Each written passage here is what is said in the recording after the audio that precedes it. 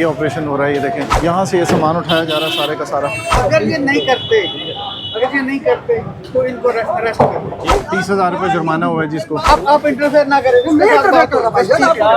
वो देखो यार उसको जरा ये करो कितना है जबरदस्त। ये कौन है भैया, कौन सा 3 फुट? आपकी दुकान कौन सी है भाई? 3 फुट तो इसको देंगे ना जिसकी दुकान होगी। तुम्हारी दुकान कहाँ है? जाएंगे उठ से जाएंगे तो आपको भूल जाएगा रेट क्या था।